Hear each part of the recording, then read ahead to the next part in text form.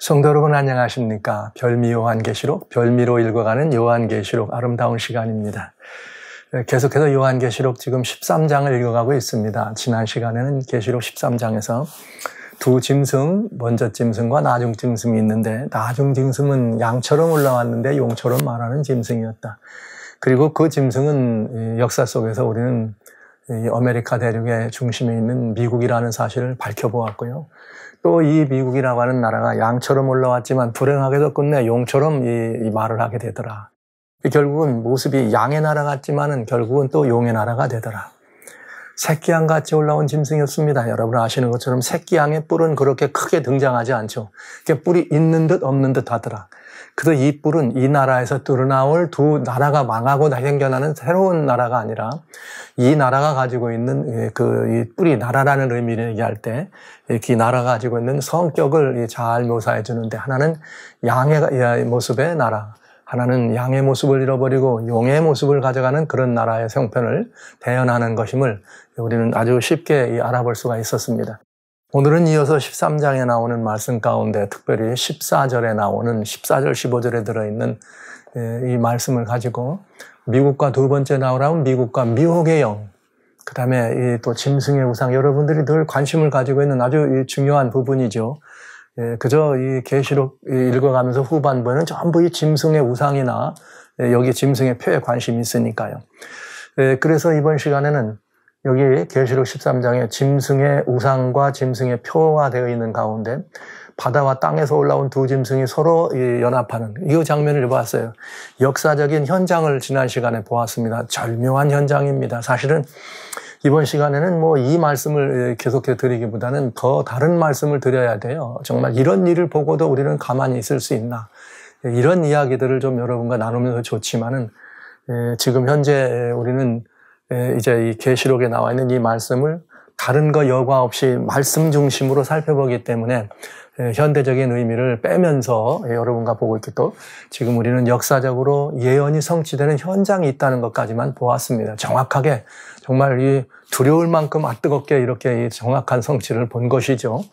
오늘은 이제 13장에 나온 두 번째 짐승이 앞에 있는 짐승을 위해서 우상을 세운다고 하는 말씀을 중심으로 돌아보도록 하겠습니다. 그렇습니다. 2015년에 이미 12월 달에 이미 이 바티칸에서는 머리 하나가 상하여 죽게 된 것 같았던 그런 형상에서 사자상을 하나 바티칸의 베드로 이 바실리카에다가 이렇게 프로젝트를 하면서 이 교회에 One Lion on my church, 하나님의 교회에 있는 한 사자다. 그러면서 사자상을 세계 만민에게 공개했습니다. 이 말은 죽게 된 상처가 낫다는 사실을 온전히 공개하는 사건과 너무나 방불한 사건임을 여러분 보셨어요. 그리고 이제는 그렇게 돼서 세계 모든 지상권을 확보하고 정말 세계 최강의 이런 모든 나라와 함께, 미국이라는 나라와 함께 무언가 정말 의미 있는 그런 일을 해나가려 할 때 갑자기 이렇게 도널드 트럼프라고 하는 한 미국의 45대 대통령이 탄생하고 그 다음에 다시 6대 바이든 47대 대통령이 이렇게 다시 일어나면서 우리는 이 예언이 그렇게 최강의 이런 그야말로 지구촌 최고의 지상권을 확보하고 그걸 가지고 행사하려고 했던 이 바티칸의 그런 모든 그야말로 이 뒷배경이 잠시 머뭇거리는 현장을 보았습니다.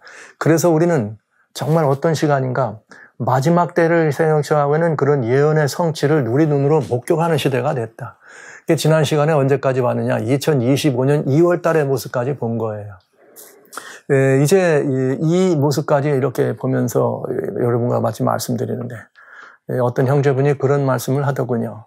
목사님, 여기 이 바티칸 교황권의 얘기가 여기까지 얘기하고 지금 또 이렇게 잠시 또 이렇게 또 다른 얘기로 넘어가려고 하는 데는 지금 이게 또 다른 어떤 모습들은 없습니까? 못 다른 일을 궁금하게 물어봤습니다. 그래서 그런 시간들이 있겠지. 조금 더 기다려 보시오. 이제 이런 말씀을 드렸는데 여기서 이 모든 일을 마치는 것은 아닙니다. 그러나 이제 오늘 이런 시대에 살고 있음을 보면서 아직 계시록 13장에 들어있는 그 예언들을 조금 더 자세하게 살펴볼 필요가 있어요. 왜? 우리는 그저 어떤 이 사건 하나가 일어나면 그걸 가지고 그냥 적용해서 그 본질적인 의미나 그 비하인드의 이야기나 또 하늘의 에피소드나 땅의 에피소드를 살피지 않고 그냥 적용했다가 실패하고 실수하는 경우가 많거든요. 그래서 13장의 이야기를 좀 더 자세히 면밀히 살펴볼 필요가 있고 이런 일이라는 비하인드를 좀 더 살펴볼 필요가 있다고 생각하면서 여러분과 같이 이제 이 계시록 13장에 나오는 다음 이야기를 읽어보도록 합니다. 분명한 것은 이것입니다. 우리는 역사적으로 예수님이 말씀하신 모든 예언들이 역사적으로 성취되는 그 역사 현 복판에 지금 우리가 서 있다는 것이죠. 그러니까 이건 대단히 중요한 위치에 있다는 거예요. 그러니까 이건 등한히해도 괜찮다는 말이 아니에요. 사실은 기독교는 정말 전 기독교적인 굉장히 대단한 각성이 필요하고 이 문제를 가지고 세계 만민에게 사실을 알려야 될 필요가 있는 시간에 서 있습니다. 자, 계시록 13장에 13절로 14절에 무슨 말이 나오는가 하면 두 번째 짐승입니다. 두 번째 짐승, 이제부터는 아주 불행한 일입니다. 왜냐하면 요 앞에 양처럼 일어나서 용처럼 말하더라. 얼마나 불행한 일이에요. 우리는 미국이라고 하는 이 나라가 끝까지 양의 나라로 가기를 원하잖아요. 용의 나라로 가는 것, 용처럼 되기를 원치 않잖아요. 다 제가 여기 살기 때문에가 아니라 세계 인류는 다 그렇게 생각합니다. 미국이 그렇게 돼주기를 기대하고 있는 것도 사실이니까요. 그런데 여기 뭐라고 되어 있는가? 이제부터 아주 중요한 말을 봅니다. 큰 이적을 행하되 심지어 사람들 앞에서 불이 하늘로부터 땅에 내려오게 하고 짐승 앞에서 받은 바 이적을 행함으로 땅에 거하는 자들을 미혹하며 땅에 거하는 자들에게 이르기를 칼에 상하였다가 살아난 짐승을 위하여 우상을 만들라 하더라. 이야, 이거 굉장한 일을 하는 거죠. 굉장한 일을 하는 거예요. 여기 뭐라 그러는가 하면 두 번째 짐승이 큰 이적으로 뭘 하더라? 미혹하더라. 이렇게 돼 있어요. 근데 뭘 통해서 미혹했느냐? 큰 이적을 통해서 이 사람들을 미혹하더라. 여기 근데 이적이라는 말은 뭐라고 나오냐면 시미온이라고 돼 있는데 이게 사인이라는 뜻입니다. 이거는 약간 기적과 같은 이런 이거는 좀 내용이 달라요. 이제 이걸 좀 다시 이제 보시겠어요. 이적과 기적. 그러면서 이 짐승이 하는 일이 뭐냐면 큰 이적을 행하더라. 그리고 먼저 짐승을 위해서 뭘 하는 거예요? 그 앞에서 받은 이적을 행하더라. 그러니까 이 짐승이 앞에 나왔던 짐승이 앞잡이 같은 일을 하는 것을 보게 되는 거예요. 왜? 같은 비하인드 뒤에 있는 용의 이런 그 권세를 받았다는 이야기이기 때문에 그렇습니다. 그러면서 어떤 이적을 행하느냐? 불이 하늘에서 내려오는 큰 이적을 배우면서 그걸로 사람들을 미혹하더라. 근데 미혹하는 이유가 짐승의 우상을 만들고 경배를 강요하더라. 그 다음엔 뭘 하더라? 경배하고 짐승의 표를 강요하는 일. 그 다음에 짐승의 표가 없으면 매매를 못하게 하고. 그래서 용에게 점령당한 미국이라는 표현을 썼어요. 그가 용의 앞에 서 있더라. 그래서 용처럼 말하기 시작한 미국이다. 이런 표현을 드린 것입니다. 자, 이게 이제 지난 시간 여기까지 우리는 본 일이죠. 그럼 이제 오늘 이 시간은 뭘 봐야 되는가? 지난 시간까지 여기까지 봤는데 용에게 점령당한 미국. 결국은 이렇게 될 수밖에 없다는 걸 보셨습니다. 대단히 중요한 예언을 보신 거예요. 이 일이 이루어지기 전에 미리 말한 것은 일어난 다음에 믿게 하려고 한다는 주님 말씀, 여기 요한복음 14장 29절 말씀 많이 여러분 말씀 드렸습니다. 자, 그런데 보시죠. 이제 우리는 뭘 알아봐야 되는가? 용이 사단이 이렇게 이 기적이나 이력을 통해서 이런 일을 한다고 할 때 우리는 이 모든 일의 역사에 대해서 매우 중요한 걸 알아야 합니다. 왜? 자, 분리적이라고 하는 것이 있어야지만 짐승의 우상이 나오는데 아직 분리적은 여러분 잘 안 보이잖아요. 굉장히 관심이 많아. 도대체 분리적이 뭐야? 이런 생각을 하니까요. 자, 보시죠. 데살로니가 후서 2장에 보면 이 사단의 역사에 대해서 좀 설명을 하고 우리가 아는 것이 필요합니다. 악한 자 임함은 사단의 역사를 따라 모든 능력과 표적과 거짓 기적 이렇게 돼 있어요. 그냥 사단의 역사라고 하는 것은 뭐가 있다? 능력과 표적과 거짓 기적이 있다. 이렇게 돼 있네요. 그러면서 불의의 속임으로 멸망하는 자들에게 임하겠다. 그러니까 뭐 때문에? 능력과 표적과 거짓 기적으로 어떻게 하는 거예요? 그것으로 미혹, 속이는 거죠. 그래서 사람들이 진리의 사랑을 받지 아니하여 구원을 얻지 못하게 하도록 하는 이런 일이 있겠다. 그러니까 사단의 역사에 대해서는 우리가 면밀히 따져보고 살펴볼 필요가 있다는 것이에요. 그냥 모르는 척하면 안 됩니다. 그런데 여기에 표적이 있고 기적이 있습니다. 근데 여기 표적이란 말은 아까 계시록에서는 13장에서는 이적이란 말로 해석이 됐어요. 우리 이적이라고도 하고 이렇게 그 표적이라고도 하는데 세메이온. 그러니까 이 세메이온이라고 하는 데는 사인이고 마크 터큰이다. 그 다음에 기적이란 말은 아시는 바처럼 미라클 혹은 원더 이런 표현을 써요. 오멘 이렇게. 그러니까 기적이라는 것은 정상적이지 않은 초자연적인 현상을 말하는 거예요. 이적이라고 하는 말은 초자연적인 현상을 말하는 게 아니고 이 기적이 일어난 걸 보고 저 기적은 누구밖에 일으킬 수 없어. 저런 기적이 일어난다는 것은 누구의 표식이야. 이럴 때 그걸 이적이라고 쓰는 거죠. 그러니까 이 표적이라는 말 혹은 이적이라는 말은 기적을 바라보고 그 기적이 누구의 상징이냐 예표냐를 따진다 이런 의미 때 쓰는 것입니다. 그래서 계시록 13장 13절에는 세미에온 해갖고 쌓인 이적이란 말이에요. 그러니까 이적으로 불을 행하게 내려왔다. 그럼 이 불이 내려오는 것은 초자연적인 현상을 가지고 일으키는 불이었다. 그래서 그걸 가지고 뭘 삼는다? 사단의 자기의 고난과 자기의 능력의 표식으로 이적으로 삼는다. 이렇게 이제 여러분이 보시면 답이 되겠습니다. 그러니까 그런데 사단은 뭐라고 말했는가? 그 기적이라고 하는 것이 여기 말한 기적이 사단의 표적이요 표시이다. 이렇게 됐어요. 그런데 그 기적은 뭐다? 가짜다. 여기 돼 있잖아요. 사단의 역사를 따라 모든 능력과 표적은까지는 맞아. 왜? 표적은 저것이 사단의 표시라는 것이니까 표적은 얼마든지 우리가 재림의 징조다 그럴 때 그게 징조다 이런 뜻이에요. 그런데 뭘 가지고 표적을 삼느냐? 거짓 기적이다. 사단이 일으키는 미러클 혹은 원더 이런 오면은 다 진짜다 거짓이다 이렇게 이해하시면 되는 거죠. 그러니까 굉장히 중요한 건 알 수가 있어요. 이건 가짜라는 표시. 그래서 불의의 속임으로 세상을 미혹하는데 미혹하기 위해서는 뭐가 필요해요? 기적이 필요해. 그러니까 거짓 기적을 일으켜서 사단이 능력 있는 자기의 능력이라 이것이 내 능력이다라는 걸 보여주는 표적으로 이적으로 사용한다 이런 말이 되겠습니다. 그런데 보세요. 계시록 13장에 큰 이적을 행했는데 이게 사람들 앞에 그 이적이 뭐예요? 세미온, 사인이에요. 그런 사인을 보인다 이거 사단이. 그런데 뭘로 그 이적을 보였느냐? 불이 하늘에서 내려오는 이렇게 이 땅으로 내려오게 한다. 이것이 짐승으로부터 받은 바 이적이다, 표적이다 이렇게 돼 있어요. 근데 사실은 계시록 13장을 보시면서 마지막 때 이 두 번째 짐승이 불이 하늘에 내려온다 할 때 되게 궁금해요, 이거. 도대체 불이 내려온다는 게 이게 뭐냐. 사단이 말이지. 불이 하늘에서 내려오게 하는 이런 걸로 그런 이적을 통해서 자기의 이걸 과시하고 이렇게 사람들을 다 미혹한다 그랬는데 불이 내려온다는 것은 도대체 뭘 말할까? 이런 궁금하잖아요. 근데 그거를 알아야 그 미혹을 하는 이유가 이렇게 다음 사람들을 미혹을 한다고 하는 거니까. 그러나 여러분 꼭 보세요. 세상을 미혹하는 사단의 이게 지금 마지막 때죠. 마지막 사단이 할 수 있는 이적은 뭐예요? 불이에요, 불. 그런데 중요한 건 아까 이미 읽었습니다. 사단의 그런 모든 기적적인 일들은 진짜다, 가짜다. 그러니까 사단은 하늘에서 불을 내릴 수 있나 없나를 어떻게 해야 돼? 따져봐야 돼. 왜? 분명히 성경에서 사단은 그런 기적적인 역사를 일으킬 때 그건 다 가짜라 그랬거든요. 근데 여기는 지금 뭐라 그랬어요? 하늘에서 불이 이렇게 사람들로 내려온다 그랬잖아요. 그러면 이게 정말 사단이 하늘에서 불을 내릴 수 있나 따져봐야 된다 이거죠. 이건 대단히 중요한 거예요. 왜?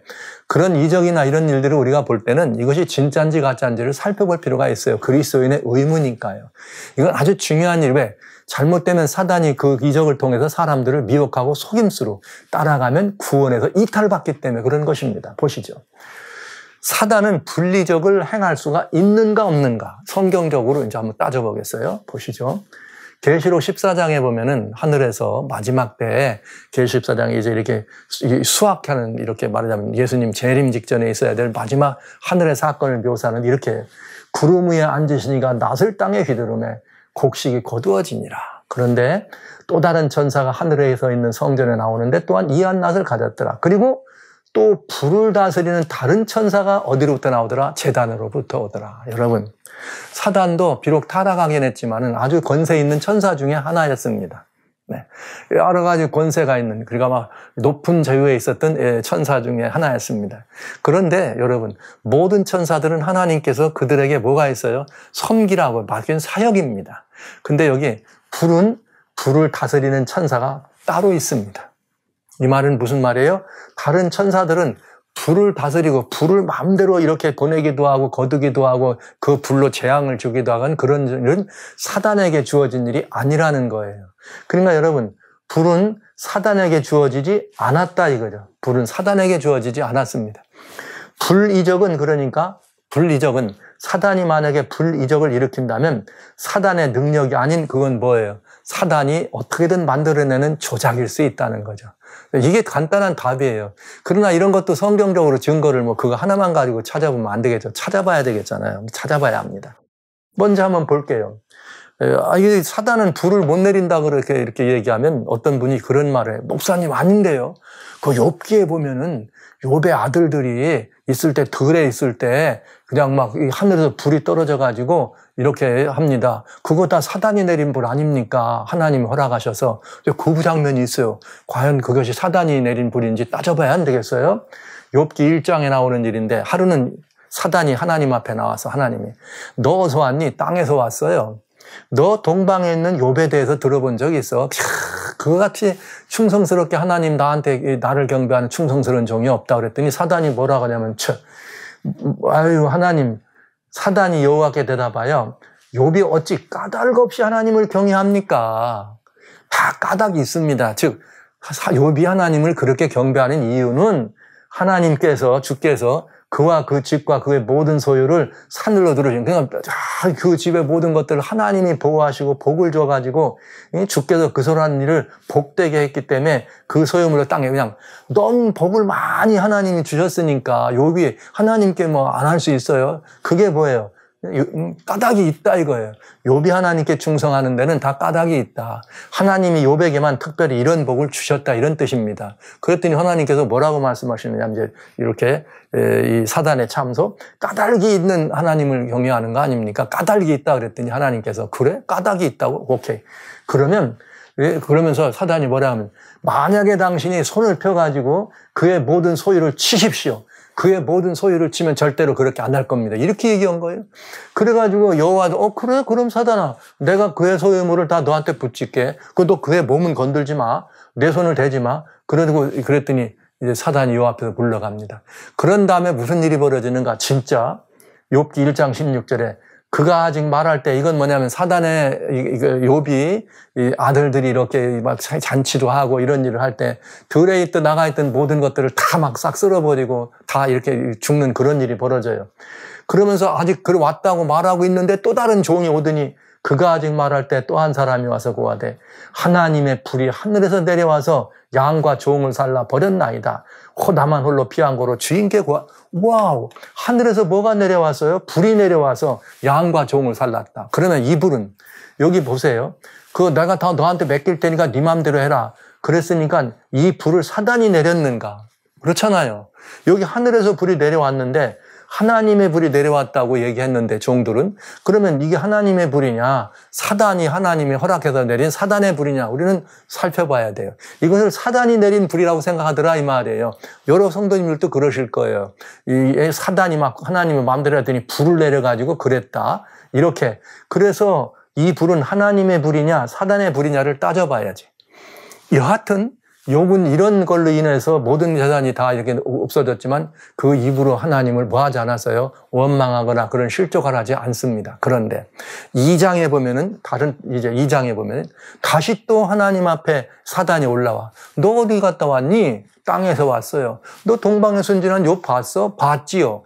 그러니까 뭐라 했냐 보세요. 또 여기 왔다. 여호와께서 사단에게 내가 내 종 욥을 유의하여 봤니? 그같이 순전하고 정직해서 하나님을 경외하고 떠난 자가 세상에 없다. 이렇게 말하시면서 하나님이 탁 말씀하셔. 그때 불이 뭔지를. 내가 나를 격동하여 까닭 없이 그를 치게 하였어도 나오죠. 그러니까 무슨 말이냐면 사단이 하나님을 경배하는데 다 까닭이 있으니까 하나님 하는 거지요. 그래? 그러면 까닭이 있어서 나를 경배한다고? 오케이. 내가 욥만 사랑한다고? 오케이. 그럼 내가 한번 보여줬구만. 그러시고 하나님께서 이유 없이 여기 말하자면 까닭 없이라는 말 이유 없이 하나님의 종들 천사들을 보내서 그를 어떻게 하더라? 치게 하더라. 예. 그래갖고 태풍으로 쳐가지고 그냥 다 썰어버리기도 하고 불로 다 썰어버리기도 하고 그런 일을 한 거예요. 누가? 사단이 하나님을 그죠? 내가 나를 격동해서 네가 나를 말이야 이유가 있다고 하는 바람에 내가 아무 이유도 없이 그렇게 하면 이제 공정하잖아요. 너는 내가 이유이시 욥에게 그렇게 했다고 했지. 좋다. 그럼 내가 아무런 이유 없이 욥의 모든 것을 뺏어보마. 욥이 어떡하나 보자. 이렇게 하신 거예요. 그랬는데도 그가 오히려 자기의 순전함을 지켰다. 이렇게 말한 것입니다. 그랬더니 여기 내리는 불은 무슨 불이에요? 까닭 없이 용을 친 불은 사단이 준 불이 아니라 누가 한 거예요? 하나님이 시켜서 내린 불이었습니다. 왜? 그래야 사단이 치면 누군가가 그렇게 했으니까 그 욥이 이렇게 하나님께로 온 게 아니라는 걸 알 수가 있잖아요. 하나님이 이렇게 불을 내려야 까닭 없이 그런 것들을 내려야 욥이 이렇게 실족지 않아도 사단에게 할 말이 있는 거잖아요. 그러면서 욥이 이제 이렇게 얘기해요. 그러니까 사단이 또 이제 뭐라고 하냐면, 소유야 까진 거 뭐 잃어버리면 어때요? 또 생기면 되는 거지. 이런 식으로 말을 하면서, 그러면 하나님, 당신이 만약에 그의 손을 펴서 뼈와 살을 치십시오. 그러면 아마 주를 욕할 겁니다. 이건 또 그런 거예요. 그랬더니 하나님께서 이번에도, 그래, 내가 그를 내 손에 붙였으니까 생명은 해야지 말고 그의 몸을 쳐봐라. 그랬습니다. 비로소 사단이 자기가 할 수 있는 일을 한 거예요.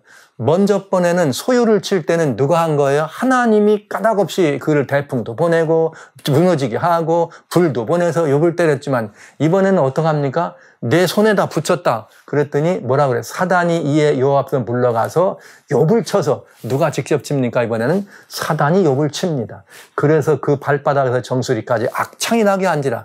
그러니까 사단은 뭘 칠 수 있어요?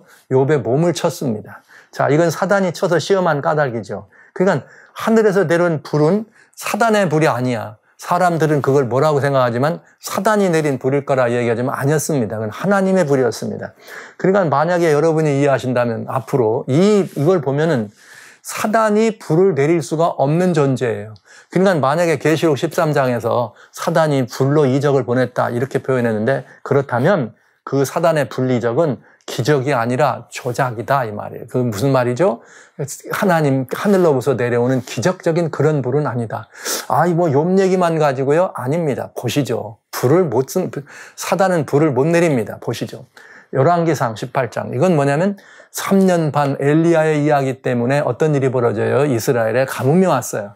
그 3년 반 지난 다음에 엘리야가 내려와 가지고 그 아합 임금에게 가서 바알과 아세라의 사자당을 다 모이시오. 갈멜산으로 모였습니다. 그런 다음에 거기서 그 사자당을 두 단을 쌓죠. 엘리야의 단이 있고 거짓 선지자들의 단이 있습니다.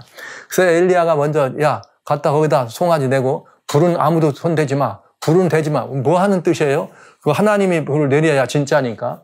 그래서 한 다음에 너희가 송아지 올리고 제사 드려봐라. 그랬더니 바알과 아세라의 제사장들이 어떻게 하느냐. 왕상 18장 24, 26. 너희는 너희 신의 이름을 부르라. 나는 여호와 이름을 부르리니 이에 불로 응답하는 신 그가 하나님이라. 이렇게 말했어요. 하나님이 불로 응답하시면 진짜 하나님이다.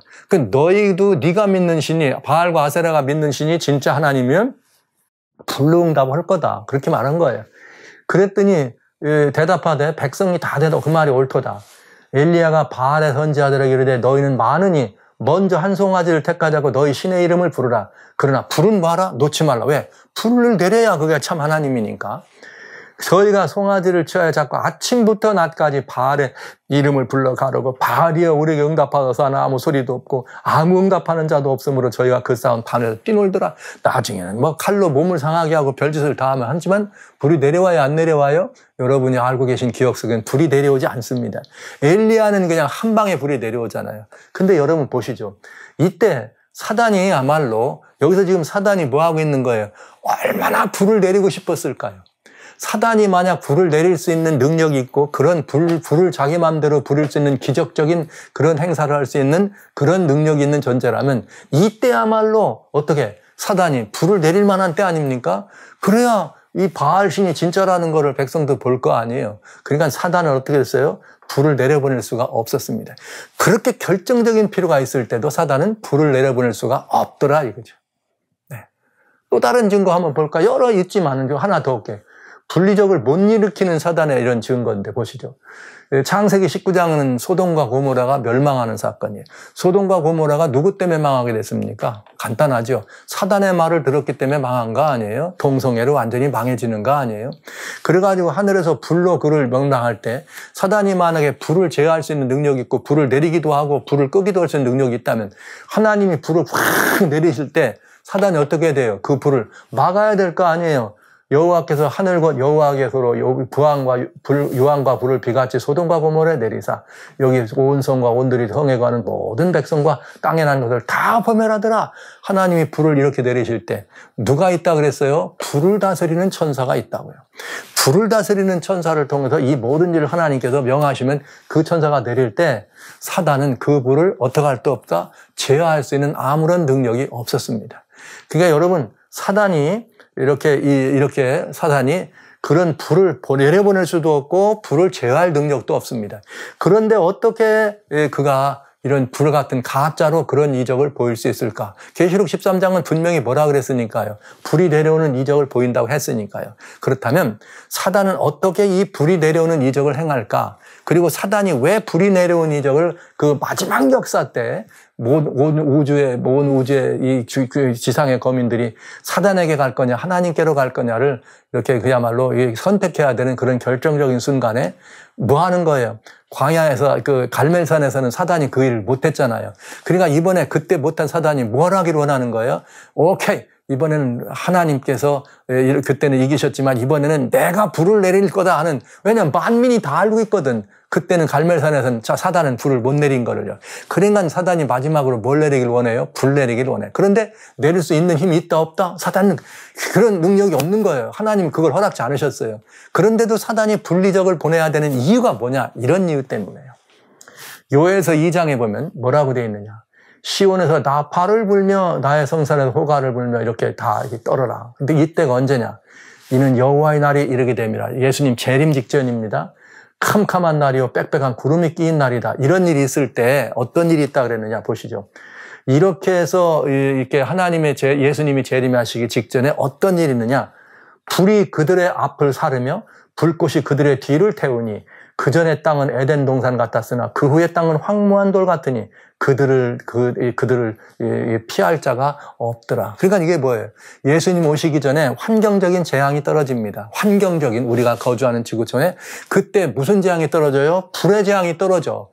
불이 떨어져가지고 불 태워가지고 여기 다 어떡합니까? 완전히 땅을 황무하게 하는 이런 모습을, 물론 오실 때 유황불로 역사를 끝내는 거 이건 말할 것도 없지만요. 여러분 잘 미리 지금 얘기가 나왔네요. 사단인과 함께한 그런 모든 그야말로 죄의 종말을 가져올 때 하늘에서 뭘로? 불과 유황불로 그들을 다 태워서 없애버립니다. 사단이 만약에 불을 제어할 능력이 있거나 사단이 만약에 불을 어떻게 할 능력이 있었다면 그런 재앙으로 사단이 당할 수 있어요? 당연히 당하지 않죠. 왜? 자기가 능력인데. 그러나 사단에게는 불행하게도 우리들에게는 너무나 이 사실이 분명하게 성경에 기록된 것처럼 사단은 불을 제어할 능력이 없다. 곧 사단은 하늘에서도 불을 내릴 수 있는 일이 없다. 그런데도 여기 이렇게 마지막 환경적 재앙을 하나님이 내려. 예수님 재림 직전에 불재앙이 있다고요. 그런데 이게 보시죠. 그러니까 환경적 불재앙은 재림의 징조예요. 그런데 보세요. 똑같은 요엘서 2장입니다. 28절. 그 후에 내가 내 신을 만민에게 부어준다. 와우. 이게 마지막 때 얘기예요. 마지막 때 만민에 주어가지고 막 너희 자네 장래일 말하고 늙은이는 꿈을 꾸며 젊은이는 이상을 본다. 막 우리는 이걸 보고 마지막 역사가 끝쳐갈 때 하나님의 마지막 최후의 늦은 비로 오시는 성령의 역사다. 우리는 이 성령 충만을 기대하는 많은 일들이 있잖아요. 교회마다 이 성령의 무거운 부흥, 오순절에 다시 한번 이 땅에서 일어나는 것을 기대하잖아요. 그때 하나님이 보여주는 징조가 있어. 무슨 징조냐? 이렇게 내가 이적을 그때 내가 또 내 신으로 남정과 여종에 부어주는데 내가 이적을 하늘과 땅에 베푸는데 곧 피와 불과 연기 기둥이라. 아유, 분명합니까? 하나님의 이적이 있는데 불과 연기 기둥에 피는 여러분, 피는 얼마든지 흉내낼 수 있어요. 뭐 전쟁을 통해서 사람이 막 그냥 뭐 어떻게 된다든지, 뭐 피 같은 뭐 이렇게 물을 뭐 쏟아버린다든지, 강이 뭐 피로 변한다. 이런 건 얼마든지 피는 할 수 있어요. 왠지 아세요? 여러분, 모세가 이 재앙을 내릴 때, 이 애굽의 열재앙을 내릴 때 처음 재앙이 뭡니까? 하수 나일강에 탁 간 다음에 모세가 갖다 딱 이 뒷방의 끝을 댔더니 나일강이 뭐로 변합니까? 피로 변합니다. 이러니까 그 사람들은 또 어떻게 해요? 그 정도 이적은 우리도 할 수 있다고 그러고 흉내 내잖아요. 모세가 지팡이 던져갖고 뱀을 주르륵 가게 하니까, 그 정도는 우리도 한다고 그러면서 그 애굽의 술사들도 뱀 만들잖아요. 예를 들면 그런 것처럼 할 수 있는 일이 있습니다. 피는 할 수 있습니다. 자기들도. 그러나 불과 연기 기둥은 할 수 있다, 없다? 없다. 이건 오로지 누구만 된 거예요? 완전히 이 일은 다스리는 천사를 별도로 두셨다는 거죠. 불과 연기 기둥이라. 그러니까 불과 연기 기둥이 있어야지만 이건 누구라고 하는 뜻이에요? 하나님에게만 고유한, 하나님께서 하실 수 있는 고유한 권세와 능력이란 사실을 사단은 너무나 잘 알고 있는 거야. 그러니까 마지막 때도 어떻게 해야 돼? 이런 일이 있으니까 사단이 마지막 이런 일이 있기 전에 뭘 해야 돼요? 하나님의 이런 일이 벌어지기 전에 누가 이걸 흉내내야 돼요? 사단이 흉내내야 안 되겠습니까? 그래서 사단이 어떻게 하는 거예요? 이렇게 일을 흉내내는데 뭘 흉내내느냐? 전자 보세요. 환경적 재앙인 불과 연기 기둥이 있어요. 그죠? 환경적 재앙. 그러나 두 가지 여기에 모자랄 수 있는 두 가지인데 또 하나는 뭐예요? 마지막 성령 운동이 있죠. 그런데 두 번째는 뭐냐? 성령 운동이 일어난다고 했는데 환경적 불과 연기는 사단이 내릴 수 없지만 뭐는 할 수 있어요? 거짓 성령의 부흥은 일으킬 수 있다 이거예요. 거짓 성령의 부흥. 요게 우리는 성령의 부흥을 할 때 뭐 같아요? 막 불이 붙는 것 같다고 그러고 뜨거운 불들이 막 지금 요연의 불처럼 일어난다고 뭘 보고 그렇게 말합니까? 성령의 불길을 그렇게 말하잖아요. 거짓 사단이 거짓 성령으로 이 일은 흉내낼 수 있다 이거예요. 거짓 영에. 즉 미혹의 영으로. 이게 굉장히 중요한 거죠. 그다음에 환경적 재앙인 불과 연기 기둥은 하늘에서 떨어지게는 못하지만 인위적으로 조작적으로는 화재를 낼 수 있다 없다? 있다. 대단히 중요한 일이에요. 그래서 근래에 창 2, 3년 전에 무슨 호주에 어마어마한 이 화재가 난 다음에는 이 화재가 작년 같은 유럽 쪽에서 그냥 엄청난 화재가 났죠. 그런 다음에는 어디에요? 캐나다로 또 캐나다에서 엄청난 화재가 작년에 났죠. 작년까지, 재작년, 23, 24. 그 다음에 이렇게 또 작년 연말에는 또 어디가 여기 연초부터 금년 연초까지는 어디서요? 이 로스앤젤레스에서 어마어마한 화재가 났을 때 그 화재를 물어볼 때 사람들이 그때 불었던 바람을 데블 윈드라 그랬어요. 악마의 바람이다. 그러면서 마치 그 현상을 이렇게 볼 때 진짜 마치 사람들이 말하는 지옥불을 방불케 하는 이런 거라 그랬습니다. 그럼 사람들이 무서워할 수 있겠죠. 그런 불은 조작할 수 있습니다. 얼마든지 인위적으로도 할 수 있으니까 사단은 그 정도래. 그러나 하늘에서 불이 이렇게 이 재단의 불을 살라가는 것처럼 핥아가는 그런 일은 사단은 흉내낼 수가 없다. 그 대신 사단은 뭘 한다? 마지막 때 재림의 징조가 있는데 우리는 눈에 보이는 불만 불이 아니라 뜨거운 성령의 역사도 뭐라 그래요? 신앙의 부흥을 말할 때 이걸 뭐라고 합니까? 이걸 우리가 불을 얘기할 때 그런 거짓 부흥도 얘기할 수 있다. 그러니까 마지막 때 미혹으로 불이 내려오게 한다고 할 때 이거는 환경적으로 그런 재앙을 내려주는 모조리에서 알 수도 있지만 흉내로 정말 또 다른 건 뭐냐면 거짓 부흥이다. 성령의 거짓 부흥이다. 특별히 여러분 기억하실 거예요. 재작년에 그 에즈버리 부흥 같은 거. 이 에즈버리 부흥이 일어났을 때 막 미국이 난리 났었죠. 한때 영적인 대각성이 일어났다 얘기하면서 이 조그마한 여기 이 에즈버리 대학에서 기도회가 있었어요. 연초에 기도회가 있었는데 한 번 시작한 이 기도회가 그냥 막 끊어지지 않고 해가지고 말이죠. 불과 막 2주 이상을 계속해서 쉬지 않고 24시간 계속해서 막 찬양하고 기도하고 회개하고 이렇게 얘기했습니다. 근데 에즈버리 대학에 있는 대학생들이 뭐냐면 emotional story about 여기 이렇게 나왔어요. 이 예수님의 그런 말이에요. 예수님을 영접하고 하는 그런 굉장히 이렇게 감성적 이건 이제 불들을 말하는 거죠. 심령의 불. 그러면서 이게 뭐예요? 리바이블이다. 부흥의 불길이. 그래서 말이죠. 여기 막 하나님께 이렇게 내가 하나님을 너무 화나게 했다. 그러면서 막 회개하는 이런 부흥의 불길이 일어나는 이런 일이 있어가지고 미국의 막 전 지역에서 몇만 명이 막 여기를 가고 미국에 있는 한인 교회에서도 막 이 에즈버리 대학을 가고 말이죠. 이런 일들이 있었습니다. 그래가지고 대단히 이런 막 성령이 전 세계를 깨우는 불길이 될 거다 이렇게 했지만 그저 또 뭐 그만 내리고 그냥 끝났습니다. 그런데 이제 이거에 대해서 많은 얘기들이 있었죠. 그러나 근래 그래도 많은 이 기독교에서는, 전 세계적인 기독교에서는 존 맥하더 목사님을 그래도 상당히 이렇게 성서적인 관점에서 교회를 잘 지도하는 그런 훌륭한 목사님이다. 연만하시지만은 이 목사님이 계신데, 존 맥하더. 이 목사님이 여기 아즈베리 이 부흥에 대해서 이렇게 말씀을 하십니다. 이 말은 무슨 말이냐? 마지막 때는 뜨거운 성령의 역사가 일어난다. 그런데 그 성령의 역사가 진짜냐 가짜인가를 뭐 할 수 있어야 된다? 구분해야 된다 이거죠. 가짜 부흥이 있다. 어디 나와요? 계시 13장에 불이 하늘에서 떨어진다. 이 말은 무슨 말이냐? 가짜 심령의 부흥의 불길이 일어날 수도 있다는 거죠. 그 존 맥하더 목사님은 이 아즈베리 부흥에 대해서 굉장히 우려를 많이 했습니다. 사람들이 그렇게 모여가지고 막 밤새 쉬지 않고 찬양만 한다 그래서 그게 부흥이냐? 그렇지 않다. 그들의 모습이 막 그냥 막 그렇게 막 감성적으로 막 그렇게 했다 그래서 그게 반드시 참 부흥이라고 볼 수 있느냐? 하나님의 역사라고 볼 수 있는가? 그렇게만 볼 수 없다. 그리고 또 그 일을 한 이 아즈베리 부흥을 해가지고 일으키는 그 일에 있는 찬양 지도하던 그 리더들이 다 대부분이 다 누구였냐? LGBT 동성연애자들이었습니다.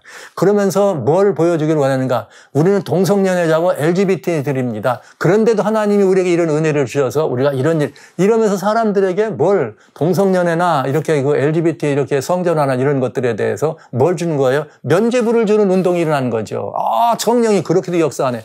그러니까 이 존 맥하더 목사님은 No, 이거는 참된 부흥이라고 보기가 심히 위험한 일이다. 매우 조심하라. 근데 이건 굉장히 중요한 경고예요. 우리들에게도. 무슨 말이냐? 마지막 때는 이런 거짓 부흥이 얼마든지 있을 수 있다. 왜요? 성경에 나와 있어요. 불이 하늘에서 내려오는 이적이 보이겠다고.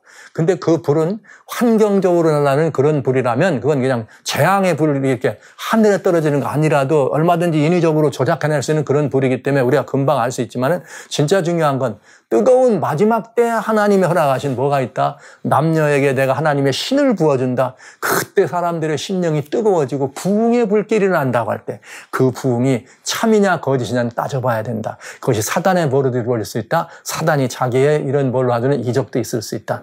그래서 이렇게 우리는 조심해 봐야 합니다. 또 있어요. 이번에 지난 24년에 11월, 12월 달에 느닷없이 미국에 있는 뉴욕과 뉴저지 사이에 막 무슨 뭐 UFO라고 하는 게 막 떠가지고 난리가 났었습니다. 이때 사람들이 난리 나고 나중엔 펜타곤에서 이게 뭐냐 했더니 드론이냐 막 UFO냐 처음에는 말을 안 했어요. 그래가지고 사람들이 이 모습을 찍어가지고 이건야말로 UFO다. UFO라고 막 이렇게 사람들이 다 미확인 비행물체라고 이게 큰일 났다고 막 지구촌에 지금 재앙을 가져오는 건데 UFO 같다. 이렇게 해가지고 사람들이 또 막 그렇게 두려워하고 그러다가 또 아니다 이건 드론이다 그래가지고 사람들이 조금 안심은 얻어지만 막 왜 그래 드론이 거기에 뜰까 막 뉴저지 쪽에는 막 미국의 그냥 중요한 공군 기지만 이런 것들 관계되는 게 막 9개 이상 있는데 왜 이럴까 이런 일이 있었어요. 그런데 이제 그때 이제 저는 여러분들에게 미리 말씀을 드렸습니다. 미혹입니다. 저건 드론입니다. 이런 말씀을 드린 적이 있었는데 그때 당시에 작년에 여러분 이건 뭘 말하느냐? 이런 게 UFO다, 드론이다 이런 말을 하잖아요. 왜 사람들이 드론인데도 불구하고 이런 모습들을 보고 UFO라고 했는가? 그 이유는 뭐냐? 사단은 가짜로 기적을 일으켜서 그걸 어떻게 해요? 진짜로 둔갑시켜. 드론을 띄웠으니까 드론이지. 그게 UFO가 아닌데도 무엇처럼 사람들하고 믿게 만들어? UFO처럼 믿게 만들어서 기적인 것처럼 보인다고 해요. 그러나 그것을 뭐래요? 진짜 기적인 것처럼 둔갑시켜요. 뭐 하기 위해서? 사람들을 미혹하려고. 봐, 이것이 바로 좋은 본보기가 되겠습니다. 그러니까 하나님의 역사를 우리가 살펴볼 때도 가짜가 있다. 근데 가짜로 막 어마어마한 부흥이 일어날 때 사람들은 저게 진짜인 줄 알지만 미혹이다. 그것이 사단이 마지막 때 세상을 자기께로 끌어갈 수 있는 매우 중요한 성령의 역사를 흉내내는 뜨거운 거짓 불이라는 사실을 여러분 명심해 주시기 바랍니다. 거짓 이적에 이렇게 일으키는 진짜 흉계는 왜냐? 그러면 사단은 왜 이런 일을 일으키느냐? 그 이유는 이거예요. 땅에 거하는 자들에게 이르기를 칼에 상하였다가 살아난 자를 짐승으로 하여 우상을 만들라. 이미 이 말은 무슨 말이에요? 이 양같이 일어난 이 짐승보다 먼저 나왔던 짐승, 죽게 된 머리 하나가 상하여 죽게 됐던 짐승. 그런데 이 짐승이 다시 살아났다. 여러분, 그러면 지금 현재 얘기입니까? 과거 얘기입니까? 우리는 지금 벌써 이미 오늘 우리가 살고 있는 이 시대 얘기인 거 알았어요. 그 죽게 된 상처가 이미 나와서 살아났다고요. 그 짐승이. 그럼 이제 뭐 할 차례가 된 거예요? 그 짐승으로 하여 우상을 만들 차례가 된 거죠. 절묘하게 우리는 이런 일정들을 알 수가 있습니다. 지난 2015년도에 완전히 세계를 그렇게 장악하고 우리는 더 이상 이거 살아났다고 하는 그 사자상을 프로젝트 했다고 안 했습니까? 그 다음에 그렇게 해놓고 2017년에 주님이 만드는 주기도문을 바꿨어요. 우리를 시험에 들게 마옵시고 라고 하는 우리들의 이 모든 것들을 하나님께 맡기는 그것이 아니라 너 그러지 말고 우리가 시험에 들어가지 말자. 이렇게 해서 우리 스스로가 우리를 주관할 수 있는 것으로 하나님의 뭐도 바꿨어요? 성경도 바꿨어요. 여러분, 성경을 바꾼다는 말은 교회가 성경을 바꾼다는 말은 교회가 하나님보다 더 위에 있다는 뜻이에요. 지극히 높은 자가 비긴다는 말이 이루어졌다는 말이잖아요. 그러면 그렇게 해서 그 자리를 올라가는 중세 지상권을 가졌던 이 타락한 교권이 땅에 떨어졌다가 다시 이제 하나님의 성경을 바꿀 만큼 다시 지존자를 대적할 수 있을 만큼 다시 높아졌다고요. 뭐가요? 교권이요. 전통이요. 지금까지 우리가 가졌던 교권이, 전통이 뭡니까? 교황이 하는 말이 전통입니다. 이렇다면 교황권이 그렇게 높아졌다. 분명한 거죠. 살아난 짐승이 살아났다. 이젠 뭘 하는 거예요? 우상을 만드는 일만 남은 거죠. 이 우상을 만들게 하는데 사람들을 미혹을 위해서 뭐 한다? 이적을 보여준다. 그런데 그 이적은 사단의 분리적은 흉내이며 뭐다? 모조품이다. 여러분 꼭 기억해 주세요. 세상을 미혹하기 위한 최후 수단이다. 왜? 마지막 때 불이 일어나니까. 그래서 이것은 뭘 갖다 주느냐? 우상을 세우도록 하는 명분이 일어난다. 왜 그런가? 이거예요. 환경적 재앙도 마찬가지. 환경적으로 그런 일을 막 일으켜가지고 마치 이것이 말이지, 굉장히 무슨 하나님의 무슨 심판의 불에 사단이 말이죠. 그런 역사에서 이렇게 해가지고 사람들의 마음을 두려워하면 어떻게 하는 거예요? 자, 우리가 이걸 위해서 어떻게 해야 될까? 이 혼란한 세상을 도합하기 위해서 뭐 해야 될까? 이 난리난 이 세상들을 위해서 어떻게 해야 될까? 무언가 인류로 하여금 필요로 하게 하죠. 평화를 필요로 하게 하고, 안전을 필요로 하게 하고, 뭔가 그런 것들로부터 우리가 이렇게 보호받기를 원하잖아요. 누군가를 필요로 하게 해. 그럴 때 또 뭐가 일어나? 거짓 성령의 부흥 역사가 일어나. 이야, 막 어디선가 막 신유가 일어나고 어디선가 막 성령의 역사가 터지는 일이 벌어지면 오라, 이 일이구나 하고 그를 중심으로 뭐가 이루어질 수 있어요? 그런 뭔가를 이렇게 시스템을 중심으로 사람들의 마음이 모여질 수 있다. 근데 그걸 모여가지고 그걸로 뭉쳐서 그것들을 종배하도록 하는 그 일을 누가 한다? 두 번째 짐승인 미국이 한다. 우상을 세우도록 하는 명분을 만들어준다는 거죠. 저만 하면 된다. 왜? 저렇게 뜨겁게 부흥의 역사가 있고 이럴 수 있잖아요. 예를 들어서 이런 것입니다. 막 타락한 교권의 어떤 분들이 딱 지나가면서 막 만졌더니 죽었던 사람이 살아나는 것 같고 막 죽어가던 사람이 놀라운 일 아닙니까? 그러면 그가 누가 되는 거예요? 소위 말하는 재림 예수가 되는 거죠. 그래서 예수님 마태복음 24장에 주님께서 특별히 제일 먼저 하신 말씀이 마지막 때는 미혹되지 말라. 거짓 선지자가 나온다는 말씀을 하신 거예요. 근데 우리는 그런 말을 들으면서도 미혹을 잘 받아. 역사만 보면 그냥 쪼르르 따라가. 어디에 신유가 있다 그러면 쪼르르 따라가. 어디에 무슨 거기 가기만 하면 방언이 터진다더라면 쪼르르 방언한다고. 다 이런 일이 오늘 우리들의 어디서 일어나냐? 교회에서 일어나. 왜? 진리에 향한 무공실주의 7제 같은 이 정리를 이걸 하지 않고 있기 때문에 말씀의 반석 위에 우리가 뿌리를 내리고 있지 않기 때문에 어떤 일입니까? 가짜와 진짜를 구분을 못한다는 거죠.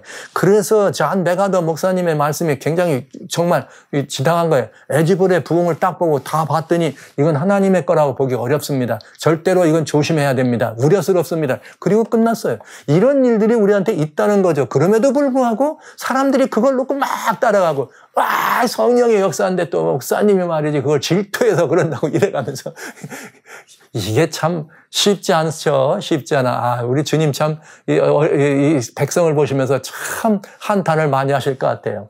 거짓 부흥과 거짓 이적을 조심하라. 이것이 마지막 때 우리들이 반드시 생각해야 될 매우 중요한 것입니다. 거짓 부흥이란 말은 거짓 성령의 역사가 왜? 말세에 이 하나님의 신을 부어준다 그랬으니까 그런 일이 있을 것처럼 한다 이거예요. 사단의 누굽니까? 이 천사들입니다. 타락했지만 천사들. 능력이 있어요. 하나님의 말씀을 수정하던 능력 있는 존재들입니다. 그러니까 얼마든지 이런 거짓 부흥을 일으킬 수 있습니다. 거짓 이적 얼마든지 내릴 수 있습니다. 하늘에서 불이 내려오기는 못하지만은 어디 갔다 갖다가 뭐 할 수 있어요? 나무 쓰러뜨려 놓고 거기다가 이렇게 뭐 여러 가지 사람들의 마음을 움직여서 무슨 그것이 조작이든 아니면 무슨 뭐 이게 방화든 아니면 어떤 이 기상이변에 무슨 뭐 전기줄을 끊어가지고 그걸 스파크를 일으키든 얼마든지 그런 것들을 통해서 일어날 수 있는 거짓 이적. 여러분 조심해야 된다는 것을 명심해 주시기 바랍니다. 그러면 이제 우리는 뭐 되는가? 그런 이적들을 내고 이렇게 할 때 우리는 뭘 알아야 되는가? 우상을 만든다는 거예요. 그렇게 한 다음에 하는 일은 땅에 거하는 자들에게 미혹한 다음에 뭐 하냐면 상하였다가 살아난 짐승을 위하여 우상을 만들라. 누가 만들어요? 필요한 사람이 만들게 돼 있는 거죠. 그게 우리들이 만든다는 거예요. 그런 모든 현상들을 바라보면, 이거 참 하나님이다. 예를 들면, 이게, 이런 우상이란 말은 그것이 참 하나님이란 뜻이 되는 겁니다. 예를 들면. 그런데 저가 권세를 받아 짐승의 우상에 생기를 주어 그 우상의 우상으로 말하게 하고 우상에 경배하지 않는 모든 자들은 다 죽게 하더라. 이런 말이 있네요. 그러니까 사람들이 다 우상을 세우게, 사람들이 우상을 세워. 미국이 세우는 거 아니에요. 그러니까 사단은 미혹하고 이적을 보여줘서 사람들이 우상을 필요로 하도록 마음을 움직여. 그런 다음에 그 만짐을 움직일 때 누가 미국을 중심으로 그런 일을 하도록 해주겠다 이 말이죠. 네. 그래서 미국은 뭐 없나? 사람들이 우상을 세우게 되면 우상에게 생기를 주어서 말하게 하는 일은 누가 해요? 미국이 한다. 그리고 미국이 뭐래요? 생명 안 하면 다 죽인다 이거예요. 경배하지 않으면 죽인다고는 강제권은 왜? 미국이 마지막 세계 최강의 경찰 국가니까 이런 일이 가능한 것입니다. 이러면 성경 계시록 13장이 지금 풀리기 시작하는 거예요.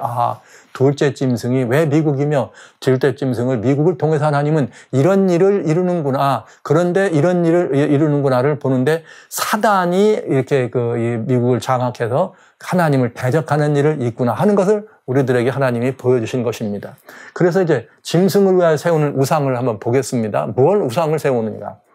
먼저 짐승을 위하여 이렇게 우상을 세운다 그랬잖아요. 그럼 먼저 짐승의 정체는 뭐예요? 타락한 중세교회. 그냥 제가 바티칸이다, 교황권이라고 그냥 실질적으로 1260년 동안 그렇게 42달 동안 하나님을 대적한 것은 중세교회입니다. 근데 무슨 교회예요? 타락한 기독교입니다. 솔직하게 말씀드려요. 이게 아프지만 우리가 이거를 교백하고 실질을 알아야 회복이 가능하니까요. 타락한 중세교회입니다. 그럼 짐승의 우상이란 뭘까? 우상이라고 하는 것은 구원의 주체를 말하는 거예요. 사람들이 우상을 섬기는 이유는 저 우상이 나를 뭐 할 수 있다고 믿기 때문에 구원할 수 있다고, 나에게 생명을 줄 수 있다고 믿기 때문에 우상에 나가는 것입니다. 그러니까 짐승의 우상이라는 것은 뭐예요? 짐승이 구원의 뭐가 되는 거예요? 구원의 주체가 되는 거죠. 그러면 중세교회의 핵심은 뭐냐? 중세교회의 핵심은 교권입니다. 그 교권이란 말은 바로 교황권입니다. 그 교황권이 지상주의, 세계 최고의 모든 정치적 권세를 덮어서 가장 옳은 유아독존적인 최고의 권력을 갖는 이것이 중세의 핵심입니다. 그렇다면 이 교회가, 이 교황권이 뭘 주는 거예요? 구원의 주체가 되어 있다면 그것이 바로 지금 우상이 되는 거죠. 그렇다면 우상이 말을 한다는 건 뭐냐? 그럼 이런 거예요. 이게 지금 이 핵심이 구원의 주체인 교회가 가지고 있는 교리나 아니면 그 교회 교법이나 아니면 그 최고의 통수권자인 교황권에서 어떤 교령을 인스클릭한 그런데도 지금 우리 보시겠어요. 그런 교령을 준수하도록 명령을 하고 그 명령을 안 들으면 뭐라는 거예요? 집행권을 발휘하면 우상이 말하는 것이 되고 여기에 경배하지 않으면 다 죽게 되는 그런 일이 벌어지는 거죠. 문제는 이거예요. 현재 사회에 그런 우상이 존재할 수 있는가 하는 것입니다. 오늘날 같은 때 여기다 무슨 뭐 돌에다가 아니면 뭐 어디다 놓고 뭐 옛날 뭐 신사참배 같은 그런 거 이렇게 해놓고 하라고 하면 해요? 사람들이? 안 하지. 현대 시대에는 그런 일이 가능할까요? 여러분 이게 굉장히 중요한 얘기예요.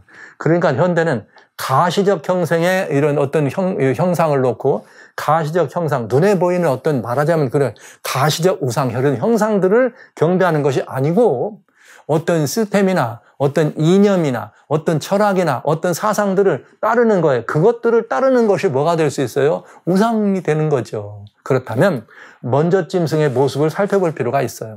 먼저 짐승은 이미 여러분들에게 이 앞에서 12장 때 그다음에 13장 지금 계속해서 말씀드립니다. 중세라고 하는 이 시기에 나와 있는 중세 바운드달 1260년 중세의 이런 모든 전 유럽과 세계를 장악했던 중세의 타락한 교권은 어떤 일을 했느냐?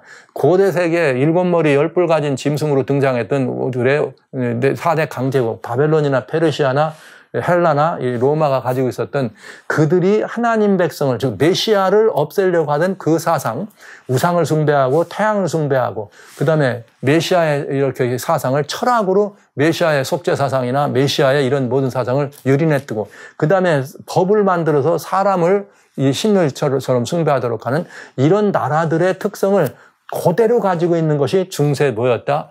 중세 교회였다. 그리고 그것이 뭐예요? 교권을 확립해가지고 이 최소의 지상권을 가지고 있었다. 이것을 우리는 뭐라고 말할 수 있어요? 교권 지상주의였다. 그러니까 중세는 뭐가 이렇게 사람들을 죽이고 살리고 했어요? 교회의 권세가 교권으로 사람들을 살리기도 하고 죽이기도 했습니다.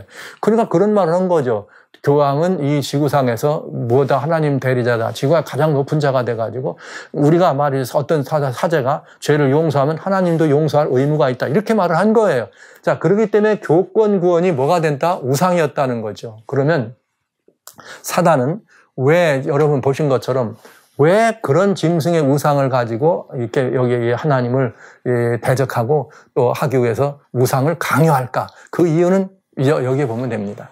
이미 계시록 12장 17절에 사단이 대적하는 존재가 있어요. 여자의 남은 자손.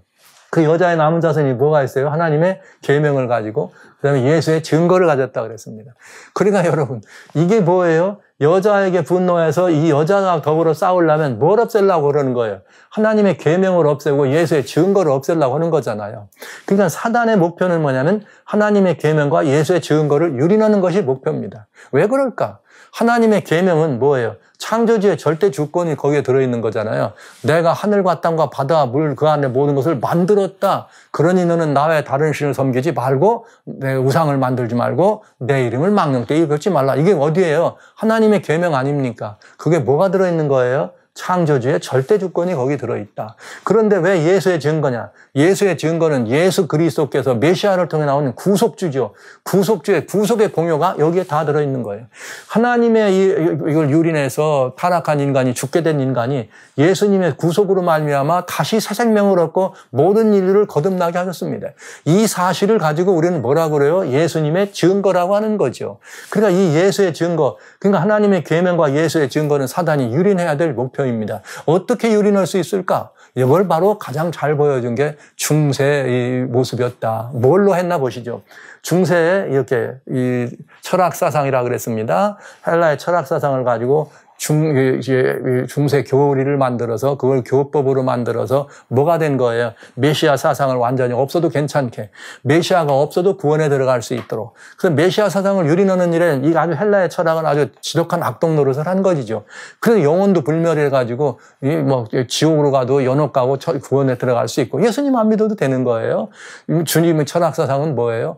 예수님의 속죄를 비웃고 말이죠. 이렇게 해서 예수님의 증거를 없애는 데는 뭐가 제일 유력했느냐? 중세가 가지고 있었던 그런 이 헬라의 철학 사상이 그런 일을 가져왔다는 것.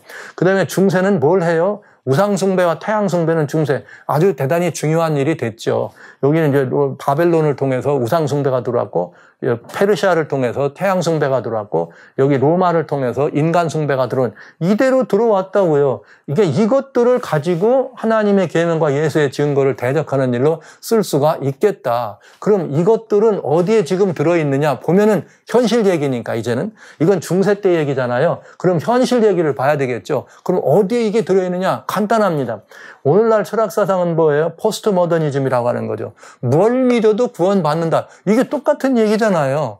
오늘날 말깨나 하고 책깨나 읽고 조금 좀 안다고 하고 아주 그 휴머니스트라고 좀 소문난 사람들은 파괴주의. 있는 그대로 봐줘. 그거 틀린 게 아니라 다른 거야. 이래가면서 하면 인기 좋잖아요. 이게 뭐예요? 모더니즘, 포스트 모더니즘 사상입니다. 세속 하나님이 없는 사상입니다. 거기는 뭐든 믿어도 구원에 들어갈 수 있다는 다원적 구원론 사상입니다. 이런 것이 포스트 모던 사상이에요. 그러니까 절대 가치가 없어. 꼭 하나님만 믿어야 되냐? 아니야, 이것도 괜찮아. 그러니까 모두 이 안에 스며들을 수가 너무 좋아요. 다 일리가 있는 거지. 공산주의 사상이 사라졌다가 다시 이 세계를 장악하는 일로 들어올 수 있던 그 배경에는 포스트 마더니즘이라고 하는 아주 치명적인 이 철학 사고가, 현대 사고가 있었는데, 이 포스트 모던 이런 사상들은 원래가 다 헬라 이원론 철학에서 들어온 거란 사실, 연결이 되면 다 그렇게 됩니다. 그래서 영지주의가 또 판치게 되는 이런 모습 아닙니까? 여기에 이제 오늘날 매우 위험한 그런 사고로 이미 사람들의 마음을 움직여 놓고 미혹이 됐고, 그 다음에 뭐예요? 여기에 중세의 교권이라고 했잖아요. 교권이 가지고 있는 교회의 뭐예요? 교법이나 교령이 뭐라 그랬어요? 이게 매우 중요한 지상권을 가지고 있는 우상이 될 수 있다. 그리고 요새는 뭐예요? 라우다도시라고 하는 2015년에 나온 프란치스카 교황의 교령집이 지금 전 세계인이 따라야 될 뭐로 되어 있어요? 하나님의 이 굉장히 중요한 가치요. 교황청에서 얘기하고 있는 교황권의 매우 중요한 이런 목표예요. 2030년까지는 라우다도시의 가르침이 완전히 이루어져야 됩니다. 그런데요, 중요한 건 라우다도시의 가르침이 완성되는 것이 어디에 있느냐? 주일 성수에 있습니다. 소위 말하는 일요일 성수령입니다. 일요일을 그냥 오늘 같은 이렇게 공휴일 개념의 이것이 아니라 일요일을 예배하는 거룩하게 지키는 성수령이 된다 이 말이죠. 이것이 지금 라우다도시의 가르침의 마지막 핵심입니다. 이렇게 돼 있습니다. 그러니까 이걸 통해서 이걸 통해서 여기 우상이나 태양 숭배를 하는 거는 해야 뭘 해요? 하나님의 계명 속에 뭐가 들었어요? 우상을 숭배하지 말라고 돼 있잖아요. 그러니까 여기에 이렇게 우상에서 사단이 숭배 받으려면, 사단이 어떤 형편의 숭배를 받으려면 이 계명을 없애야 되는 거죠. 사단이 어떤 형편이든 구원의 주체가 되려면 뭐가 없어져야 돼요? 예수의 증거가 없어져야 됩니다. 그래서 사단이 어떻게 하는 거예요? 계명과 예수의 증거를 유린하는데, 중세로부터 이미 이 일을 계속 준비해왔고, 이거는 여기 에덴 동산에서 계속 뭐 한 거예요? 하나님의 절대 주권을 유린하면서 내가 지존자와 지극히 높은 자와 비기려고 했던 것. 그 다음에 메시아 예수님을 없애려고 하는, 여인이 아이를 낳으면 없애려고 하는 그 정신을 가지고 계속해서 메시아 예수님의 이 하나님 되심을 부정한 게 사단의 주권 아닙니까? 그래서 구속의 공효를 없애려고 하던 이런 정신들이 계속 들어있는 것을 압니다. 그래서 사단은 뭐 하는 거예요? 계명을 가진 자를 죽이려면 어떻게 하면 돼요? 우상을 숭배하도록 하는 거죠. 이 우상에 경배하지 않으면 다 어떻게 하는 거예요? 죽게 하면 하나님의 계명이 없어진다 이거죠. 그러니까 결국은 이 법은 하나님의 계명과 예수의 증거를 가진 누구를, 여인의 남은 자손을 없애려고 하는 매우 중요한 사단의 음모다. 매우 음흉하고 매우 잔혹하고 매우 그야말로 이 사단이 가지고 있는 치명적인 이 음모라는 사실을 알게 되는 것이죠. 미국을 통해서 그런 일이 일어나겠다는 것이죠. 사단의 역사가 마지막을 양처럼 일어나서 용처럼 말하게 될 때 미국이 그런 일을 한답니다. 그때가 언제냐? 용을 위해서 뭘 만드는 거예요? 사실은 짐승을 위하여 우상을 만든다는 건 용을 위하여 우상을 만들고, 우상에게 뭘 줘요? 생기를 줘 말하게 하겠다. 그 다음에 이 말을 듣지 않으면 다 죽인다. 이렇게 된 거예요. 자, 그러면 이제 오늘 결론을 가져갑니다. 먼저 짐승, 곧 중세 교황권 우상을 한번 따져본다면 그건 뭐냐? 교권 지상주의, 즉 교회가 구원의 주체라는 거죠. 근데 이게 끝났어요. 그래야 종교 개혁이 일어나니까 교권이 막 흔들리기 시작하고, 완전히 바티칸의 정수가 죽으면서 캐톨릭 원래 우리 중세 기독교가 힘을 잃었지만 이제 다시 회복이 된 거죠. 중세 우상이라 그러면 교권 지상주의 우상입니다. 교권이 뭐예요? 최고의 높이 존경받고, 교권을 거부하면 그건 이단으로 어떻게 된 거예요? 교권에 의해서 정죄되고, 교권에 의해서 하나님의 말씀도 고쳐졌고, 교권에 의해서 하나님의 때와 법도 어떻게 됐어요? 변경이 된 것입니다. 그러니까 그것이 뭐가 된 거예요? 이 교권 지상주의 우상이 중세 우상이 되겠습니다. 우상이란 말은 경배를 받기를 원하는, 그다음에 영혼의 생사를 주관하는 존재가 우상이에요. 그러니까 죽고 사는 일을 책임지는 게 우상. 중세는 교권이 죽고 사는 일을 책임졌고, 교권의 최고 지상에 있던 교황이 뭘 받았어요? 경배를 받아. 누구처럼? 하나님처럼.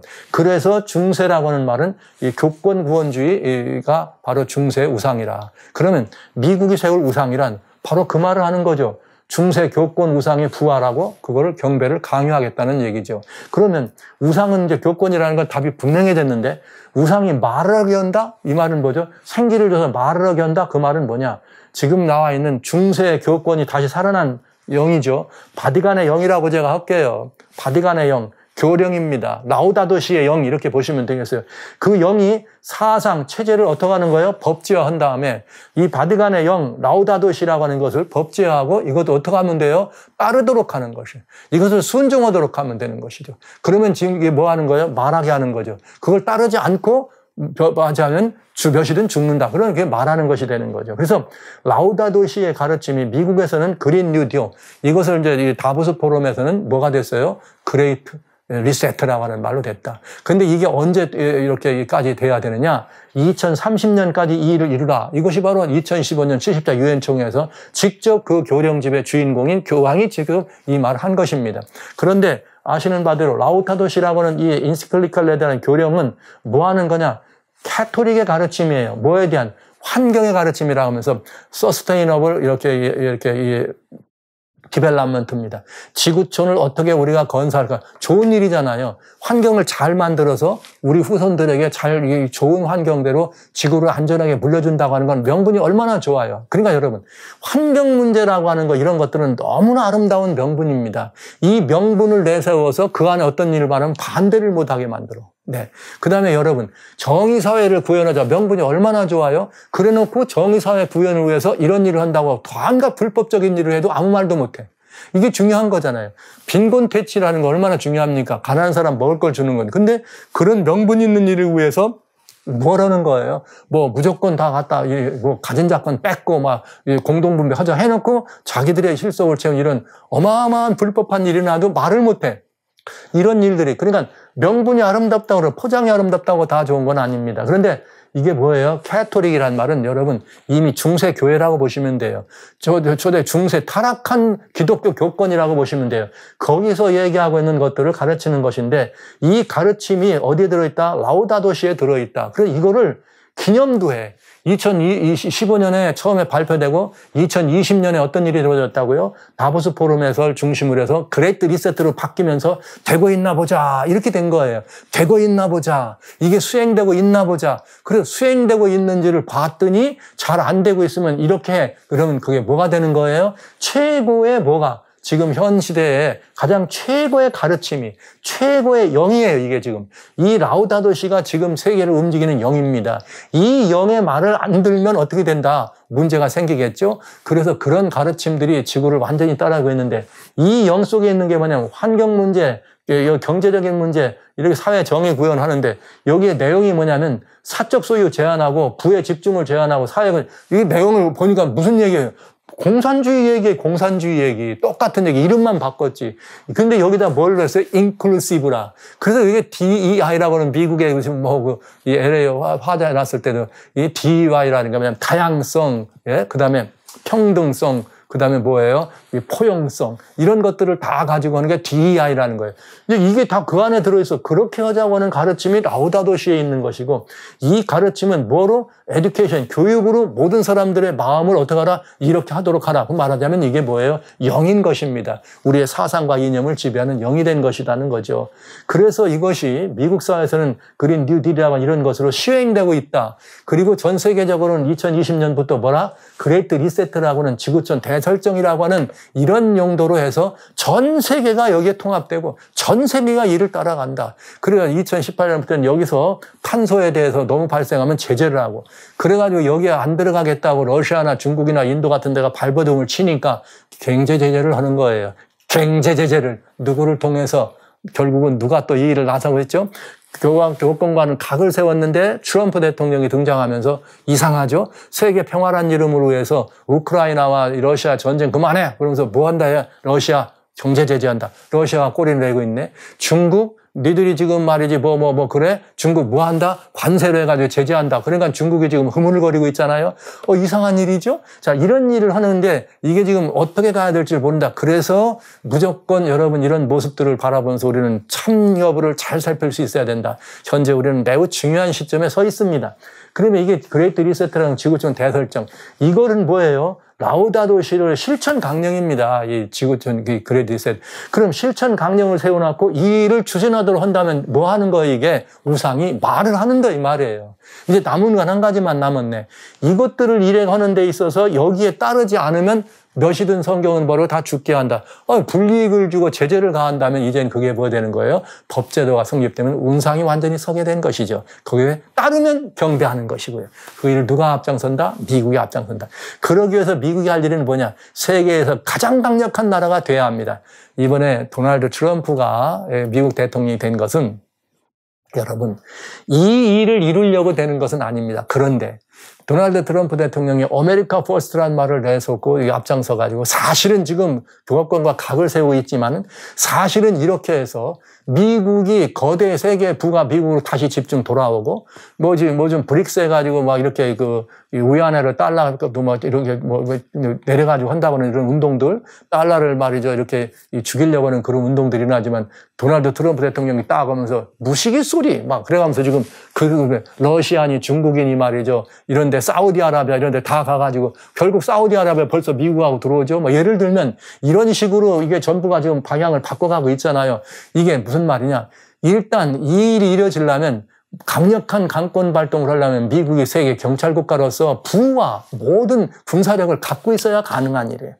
그런데 누가 이 일을 할 수 있나?